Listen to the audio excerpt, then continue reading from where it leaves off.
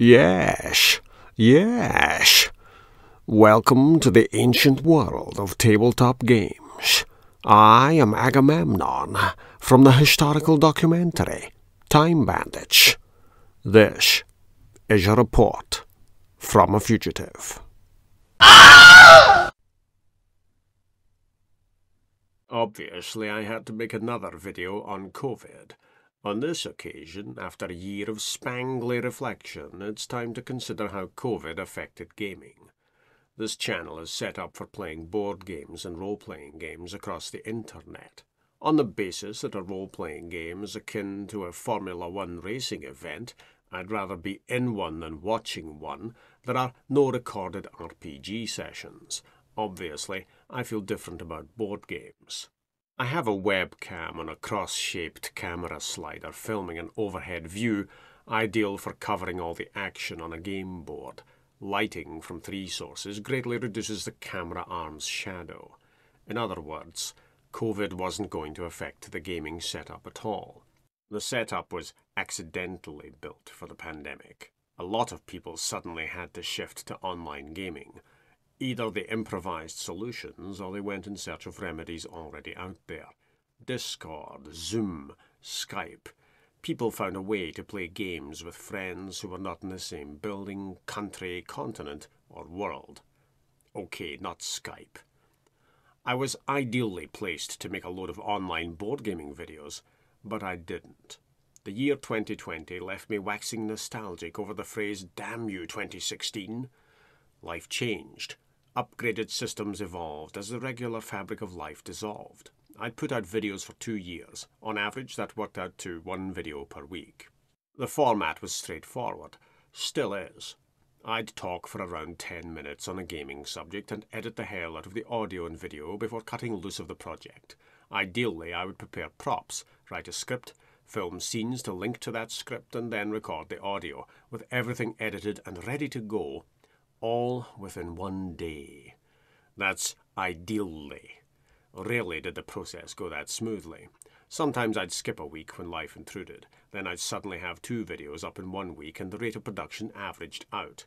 I always placed non-gaming priorities first. If I didn't produce videos regularly, then I knew I was busy doing other things, the right things, and that's what mattered most to me. Even so, I did pretty well on the video front for the first 2 years. Eventually, in this strange year of the coronavirus, which I must now call our first year of the coronavirus, I had to take a break. And so, with autumn looming in hints and glimmers, I stopped video production. I also stopped video editing. There were still a few segments left in the House of Danger playthrough waiting to be sliced into a tidier format. A break is a break. I'd have kept editing or gone back in occasionally and plugged away at the raw material, but a break is a break. And that break of close to a year was sorely needed. Morale is important. If you go to the video table, the gaming shelf, or editing software as though you're a bear with a sore head, go somewhere else and try to improve your mood. Keeping the virus outside was a toil that didn't feel like toil. After months of not feeling the toil, I felt the toil and realized it. However, I had to take a break just to get a better feel for video production as well. There were a few production issues I had to smooth over. No video production? On a break. No audio recording? On a break. No video editing? On a break. But I was still thinking about the channel. Equipment purchases went ahead. I planned even though I didn't produce. Sooner or later I'd face a production crunch. Hell, why not face that and take a break during one of the strangest times in our history? Okay, speculation over the price of tulips in 1637 serves as a memorable blip on the scale, but that's neither here nor there. Here I am, back again, recording videos in an upgraded studio. Let's talk about the hobby. What changed, no thanks to COVID? The post. If you're American, the mail. Everything took longer to reach me. If parcels reached me, that is. I've had more missing parcels over the past year than I've had in the preceding decade. Plenty of refunds, no hassle there. Parcels also started living on doorsteps. The postie appeared out of nowhere, knocked on the door, and then stepped back all the way to the garden gate. At that point, I unlocked the door and rescued a board game from the step. Occasionally, I'd miss the delivery. Yes, you'd receive a card saying you could arrange redelivery online, That is standard. You're never charged for that. Ever. COVID threw a lot of spam email into my filters. I was a dear customer, and my parcel, dear customer, with a serial number I'd never heard of, dear customer, why, that wasn't delivered. I could arrange redelivery for a small fee, dear customer. These scams almost always appeared in the spam filter. I had nothing to fear from the scams I ignored. When the scam can't be ignored, it's called government. The era of COVID was, coincidentally, the era of Brexit. My purchasing of board games on the continent took a nosedive. Tax was handled differently before. Now there are extra admin fees that normally used to apply only to parcels coming from America. Admin fees killed those continental purchases. I made €1 purchase this year, confirming that I'd not be making any more euro purchases. That would change if Scotland divorced England and married France and Germany. Yes, I was mistakenly charged half tax on the purchase. That's their problem. By the time this video goes out, an extra layer of bureaucracy will have settled over the dust, adding a new layer of dust. Almost all online board game purchases come with a Brexit warning, telling us that people will be charging money for no apparent reason if a board game crosses a border.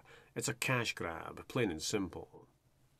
The tax was always there, but now there's an all-important admin fee to let us know about that, and this is what killed my euro purchases. Anyway, the latest nail in a coffin riddled with nails doesn't improve the situation. One game supplier emailed me the dreaded news concerning the import one-stop shop regulations. This is red tape that stopped his shop in one foul move. A limit on charging tax was abolished, and by that I mean a lower limit, an exemption. With the exemption gone, he'd have to charge his euro customers even down in the cheap seats. More to the point, to chronicle this sorry state of affairs, he'd have to hire a financial wizard to deal with the stuff his own accountant could not cover, a euro accountant alongside his own accountant. What does the businessman do? He ceases trading in Europe until there's a workaround. Either he takes the financial hit that smooths the way, or he leaves euro customers in the lurch to pay vampire-added tax, import duty, the admin fee, and whatever else is included in the cash grab on a day ending in Y. Customers are left scrambling for the best deal provided by larger companies who can manage this level of tomfoolery. Smaller companies are left gasping in the ruins of what used to be a goldfish bowl. The Brexit shambles cuts both ways, and we all suffer as a result. Do we buy games that are available across the financial border, or do we wait until the 12th of never for games to wash up on our shores? Delay is the new name of the game. It's been a feature of COVID and is now baked into a microwaved Brexit. Delay in the postal service from COVID, inevitable. Beyond that, there is a delay in game availability. Games now reach retail a lifetime after I first hear of them, and when they do surface, they appear in phantom form as pre-orders. They are here, but not here. They are here, but are currently being restocked. Or, they aren't here. Oh, they are in France if you want to bleed money through your nostrils in admin fees. Hurry up and wait is the cheaper option. What I thought of as buying games internationally now looks like a mere phase that business went through. Those golden euro days when I could only pick up a game from Germany, but the box had English language rules and the price was reasonable. Gone. My only route back to that era is by painting a Scottish flag on my face and performing a Hieland charge. If Scotland were to divorce England and run off to Eurolandia, the English would have to come to some vague agreement to avoid the same situation but in reverse. Buying games from England and Wales would cease, and I'd be scouting out cheaper deals in the continental fashion. But these are matters for the future. Let us speak of the immediate past. What else changed? Hunt the parcel. If I missed a delivery, I'd receive notes telling me the parcel was next to the bins. I'm now in the habit of checking the doorstep to see if a parcel has been left there brazenly after I didn't hear the knock. This tactic reaped rewards. So far, I haven't lost a parcel to rain. I have lost parcels that made it as far as a depot, only to vanish into the ether. That's what caused the increase in lost parcels, the creaking of an already squealing postal system not designed to deal with COVID. Rain doesn't stop play. Almost all board games are wrapped in cellophane. The ones that aren't are instead sealed by those annoying discs. You know the ones, 4 of them on the bottom, holding box and lid together. Supposedly they're meant to peel off without fuss. In reality, the glue lingers like a ghost in need of a castle that's been demolished to make way for a fast food joint. The nature of parcel delivery changed. Suppliers. Buying from a shop, I'd face a particular postal arrangement, but buying again from the same shop, I'd see the postal supplier change.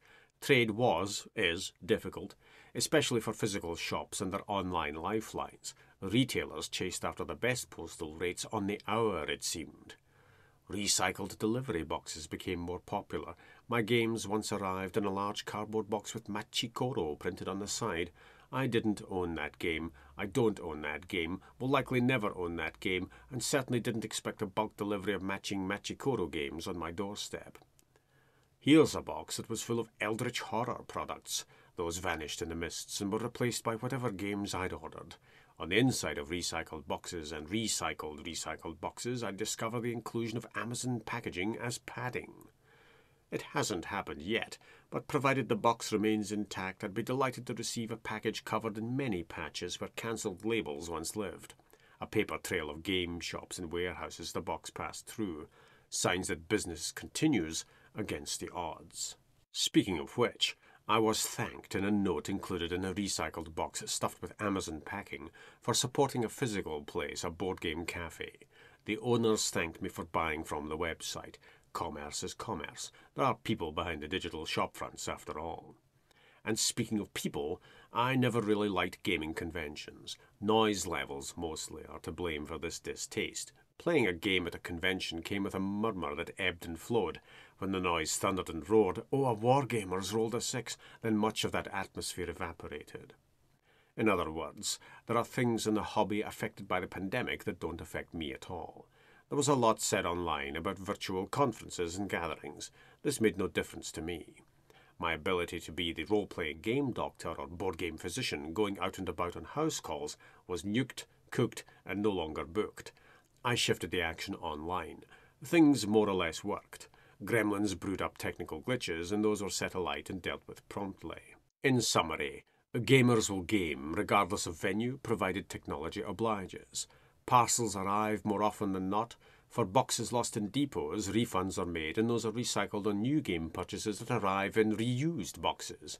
Dice retain purpose and rollability. Fun is had. No one catches a disease at the digital game table, for only laughter is infectious there. And that really is a board gaming fact.